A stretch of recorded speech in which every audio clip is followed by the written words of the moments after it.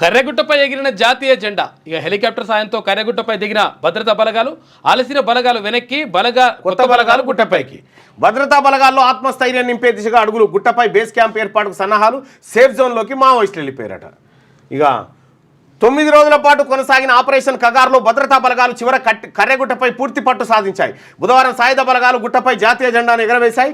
త్వరలో అక్కడ base camp ఏర్పాటు చేయనున్నట్టు సమాచారం. కర్రెగుట్ట ఛత్తీస్గఢ్లోని బీజాపూర్ జిల్లా ఉసూర్ బ్లాక్ పరిధిలోను, తెలంగాణలోని ములుగు జిల్లా వెంకటాపురం, వాజేడు మండలాల పరిధిలోను విస్తరించింది. ఆపరేషన్ కగార్లో భాగంగా 10,000కు పైగా సాయుధ బలగాల సిబ్బంది కర్రెగుట్టను చుట్టుముట్టారు. డ్రోన్లు, హెలికాప్టర్ల సాయంతో కూంబింగ్ ఆపరేషన్ కొనసాగింది.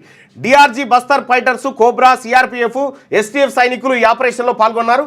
రాయ్పూర్ నుంచి ఈ ఆపరేషన్ను పర్యవేక్షించిన ఐబీ చీఫ్ బుధవారం నేరుగా కర్రెగుట్టకు చేరుకున్నట్టు తెలుస్తోంది. ఇప్పటివరకు ఆపరేషన్లో పాల్గొన్న బలగాలను వెనక్కి రప్పించి కొత్త బృందాన్ని మోహరించనున్నట్టుగా సమాచారం.